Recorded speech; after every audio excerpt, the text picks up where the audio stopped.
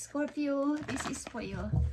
September 29 sa mga Scorpio at sa natitirang araw ng September 2025. Kumusta na kayo guys sa mga Scorpio? At sana nasa mabuti kayong kalagayan at pagpalain kayo ni Lord sa inyong mga ginagawa, iniisip at paplanuhin is maging maayos at i-bless kayo sa araw-araw. Okay, Scorpio, ito yun yung unang message na napakaganda at napakahalaga. Ito man ay paalala sa inyo or maganda mensahe. Okay, Scorpio, protect your dreams. Okay. Ingatan mo ang iyong pangarap. Ano man itong pangarap mo na to, na parang isang baby, o para kang nagdadalang tao, o para kang may iniingatang sanggol o bata sa iyong kasalukuyan. Ingatan mo itong mabuti. You are the guardian of your precious dreams and they are safe in your care. Keep them close to your heart until you're ready to release them.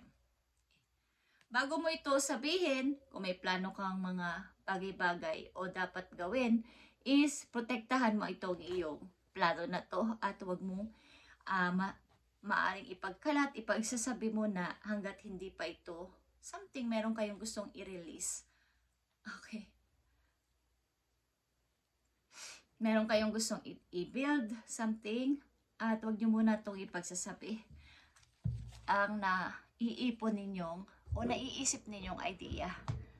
Protect your dreams, Scorpio. Ano man tong pangarap na to, is protektahan nyo muna sa kasalukuyan. Huwag nyong ipagsasabi mo na, i-share sa iba sapagkat baka ito ay maudlot, baka ito ay, ang idea ninyo ay makuha ng iba. Ano man tong inyong iniisip o pinaplano na to, sa kasalukuyan, Scorpio ay protektahan nyo. Okay? Kasalukuyan ninyo, sitwasyon sa mga Scorpio na nandito sa reading, September 29, 2025. Okay. Ten of Cups is here, guys. Kayo ay may isang masayang family. Ilan sa inyo? Maaaring ang ilan sa inyo kasama ninyong mother nyo sa bahay or inyong father, kasama ng inyong mga anak. Okay. Sa inyong kasalukuyan. Message for you. Ace of Cups is here. Ito ay galing kay God. Okay, offer sa'yo o bigay sa'yo ni God yung heart na to. Okay. Ito ay mga bagong idea din, bagong mga person din sa buhay mo, Scorpio. At napakaganda nito. Bago itong pag-i-start sa iyong buhay, bagong tao, maybe may dumarating o darating sa inyo. At nandito ang Ten of Coins, guys. Okay. Opportunity napakalupit. Okay, sapagkat ito ay Ten of Coins. Ito ay long-term, ito ay kontrata. Something na kayo ay, ilan sa inyo may mga naiipon na, o ilan sa inyo ay may bubukas na opportunity na talaga namang magugustuhan ninyo sapagkat ito ay pangmatagalan. Okay? At Three of Cups is here. Mga good news is mangyayari. Judgment is here. May mga magagandang nangyari sa buhay ninyo at may mga good news na dumating. At sad to say, ilan sa inyo dito ay merong na-broke ang puso, nahiwalay sa asawa, o something nagkahiwalay ang mag-asawa dito. Kahit ano pang mangyari, is hindi na pwedeng mabuo. Okay, Scorpio? At andito yung bagong persona nag-a-appear sa inyong buhay. Bagong tao o bagong pag-asa na binibigay ni God sa inyo. Kung alam kong ilan sa inyo ay literal na may nawalan kayo ng magulang, guys, o nawalan kayo ng sa member ng inyong family. At mag-isa ka na lang. Baga, wala ka nang kasamang mga magulang. Wala na sila sa iyong buhay. Okay lang sa inyo. Tingnan natin. Scorpio, September 29, 2025. Mga message po yun. Andito ang Ace of Cups, Ten of Pentacles, Three of Cups, and the Judgment. ito ay bagong path na yung pupuntahan, gagawin. Okay. Andito ka sa bagong, kumbaga bagong Scorpio, nag-i-start ng bago. Pag nandito na yung pag-i-start, bagong buhay, bagong ako. Okay? At maring ito ay big changes na nangyari sa'yo o mangyayari sa'yo. Napakalaking pagbabago. Andito ang Ace of Cups. Tradition is here. Okay? Ito ay isang person na inyong minamahal o mamahalin at wala makakapigil sa pagmamahalan nito. Kaya lang mayroong mga obstacle sa inyong pagmamahalan. Maaring traditional nga ito is parang sagrado na may mga humahat lang, something na bawal muna ito, at kumbaga sa reliyon, hindi kayo magkatugma sa reliyon. Kung ang family ng bawat isa ay may pinapaniwalaan na relihiyon na hindi pwede kayong dalawa sapagkat ganito siya, okay? May mga kunti lang na obstacle dito sa pag-ibig na to. Andito ang Princess of Arrows. Okay. Itong opportunity na to ay iyong tatanggapin ng parang may pagka-practical. Para sa iyo ang opportunity na to ay kailangan kong tanggapin because kailangan ko to. Okay? Kailangan ko tong tanggapin at mayroon lang isang nakakaalam maybe ng opportunity na to na dumating o magandang balita sa inyo guys. Isang true friend, okay, maaaring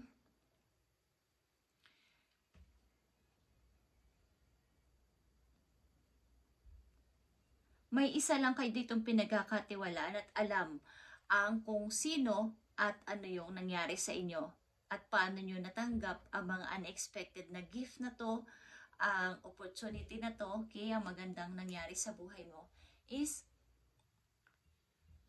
isang person lang ang nakakaalam nito. At nagsishare ka rin sa kanya ng blessing mo, okay? O dapat ka mag-share sa tao na to, lagi nakaalalay sa'yo.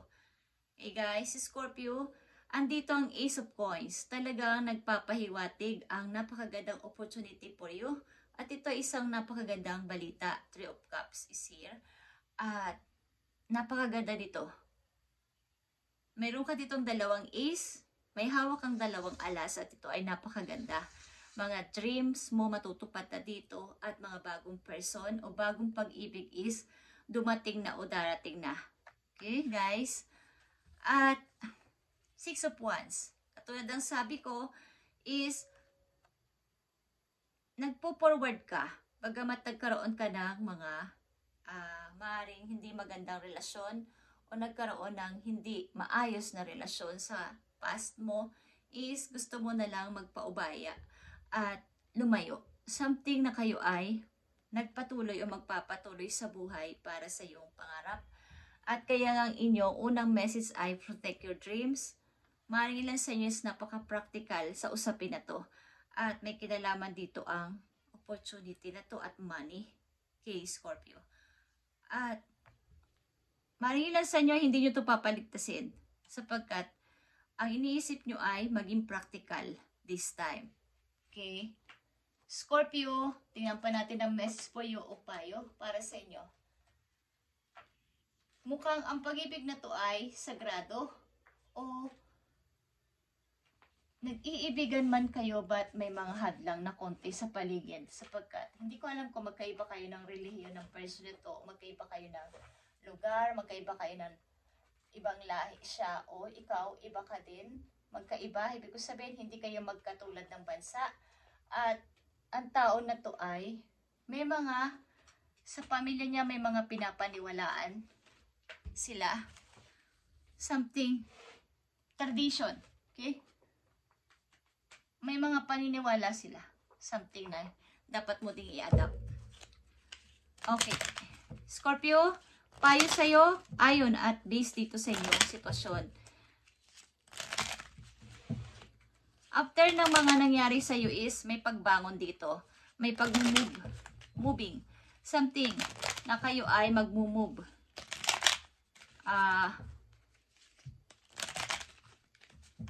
hahanapin ang kapalaran sa ibang lugar. At yun lang naman ang gusto ninyo, maging happy at maging matagumpay talaga. Tingnan natin ang payo sa inyo dito. Scorpio, September 29, 2025. Andito ang leadership. Okay, Scorpio. Ito ay pagiging isang leader. You have come into your own power. Now is the time to take the lead of a situation and be strong. Using the power of intentions, be clear with your purpose and define where you are heading. Okay, ibig sabihin nito, ang mga nanditong message sa iyo, kanina ko pa sinasabi, is nasa sa iyo ang desisyon kung susundin mo, tutuparin mo o aangkinin mo. Sapagkat ito ay may kinalaman dito ang iyong intention. Kumbaga, may pahiwatig dito na malaking pera, maayos sa pamumuhay, mga good news, bagong person, at isang pag-ibig na parang hinahadlangan. Depende sa iyong intention kung ito ay maayos ang intention mo, is ipaglaban mo, mahal mo ang person na to, may kinalaman to sa money at isang tao. Ipaglaban mo kung good intention nito at magiging maayos ang pangyayari sa buhay mo. Ito ay leadership. Kailangan dito ang iyong power, okay? Ikaw ang mag-lead dito at hindi mo dapat ihingi ng approval sa ibang tao. Kailangan mong manindigan sa iyong sarili, sa iyong sariling pananaw at paniniwala. Okay. Nandito ang mga image ng parang tiger, guys. Okay? Tiger, pusa, mga ganyan. Kumbaga, nire-remind ka na i-attain o something, i-pursue mo ang sarili mo sa pagtupad ng iyong pangarap. Maaring hindi natupad o hindi natuloy, is this time is tuparin mo na o ayusin mo na. Something release. May i-release kayo, something? I-build? Okay. At kailangan mo dito ng patient. And trust that the universe will help you through your challenges in divine timing. Success is guaranteed for you. At nandito ang 6 of Wands. Ito ay success. Victory and success ito for you. Okay? Magpatuloy ka, Scorpio. Ano man ang nangyari sa iyong past, kabiguan, o something na walang kaliteral, is maraming pagtitiis na nangyari sa buhay mo is this time, kailangan mong tuparin ulit ang iyong naudot na pangarap at protect your dreams. Sa una pa lang na message sa iyo is huwag mo na itong ipagsasabi. Kung kayo ay may malaking pera matatanggap o may mga tao na nag-a-appear sa inyong buhay simula sa araw na to o nangyayari na sa inyo at mga good news, mamili kayo ng mga person na inyong pagsasabihan. May mga kaibigan kasi na hindi tapat kahit yan ay matagal nyo ng kaibigan. Okay? Tingnan natin ang message po yun. Last message para sa bang Scorpio, September 29, 2025. Ito ay paalala for you or dapat mong malaman. Scorpio, this is for you. Nandito ang 2 of Wands. At ito talaga ay pamimili sa 2 path ng buhay mo. Okay, ito ay real road, forecast, a long journey. If near, a serious accident, if near, robbery. Okay, mag-ingat ka sa mga long na biyahe, long travel. Okay, but ang ilan sa inyo ay magbabiyahe ng malayo. Okay, something na kayo ay, ang lugar na inyong inalalagyan, ilan sa inyo ay may train, okay, may release. At ang ilan sa inyo ay may pipiliin na bagong pupuntahang lugar. Okay, maaaring sasakay kayo ng eroplano, guys. O sa lugar na yung pipiliin ay merong mga, ang sasakyan ninyo ay mga train. Okay. Long journey ito. At mag-ingat kayo sa inyong pag-alis-alis o sa pagbabiyahe. Okay? At sa inyong mga pupuntahan.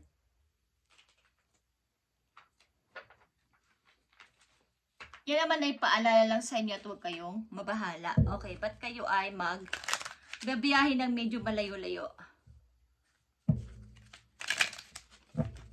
Sa lugar na inyong pupuntahan, maaaring kayo ay sasakay palagi ng train o sumasakay kayo ng train, guys. Ito ay number 46. Ilan sa inyo is 46 years old? Tingnan natin ang message pa po yun. Last message ito para sa inyo. Okay, Scorpio? Quiet retreat. Okay, quiet retreat ito. It's time to disconnect from the outer world so that you can discern and process your true thoughts and feelings from your inner world. Create the quiet time for yourself and you'll have more clarity about what to do next. Okay. Naka-involve yan dito sa inyong message na pag-isipan nyo tong mabuti, maaaring may mag-o-offer sa inyo isa sa mga araw na to na isang person, hindi ko alam kung may kaya sa buhay, but ito ay may konting mga obstacle, guys, sapagkat magkaiba kayo ng paniniwala, relihiyon or what, lahi. But ito ay may dalang swerte sa'yo, ang tao na to, at pipiliin mo to sa pamamagitan ng practical na desisyon. At maging quiet ka sa mga didesisyonan mo na to at pag-isipang mabuti. Ano ba talaga ang gusto ko? At pag-isipan mo tong ng maraming beses. At kung maging malinaw na, saka mo maiisip ang next mong step dito. Okay? Parang ito ay revert sa buhay mo, bagong pasimula ulit. Ito ay big changes for you, Scorpio, na tatahakin mong bagong landas. Thank you, Scorpio, and ito ang inyong message today, September 29, 2025. May tao dito na maaaring magkakagusto sa inyo na mag-o-open ng bagong pag-asa. Okay? Thank you and God bless you, Scorpio.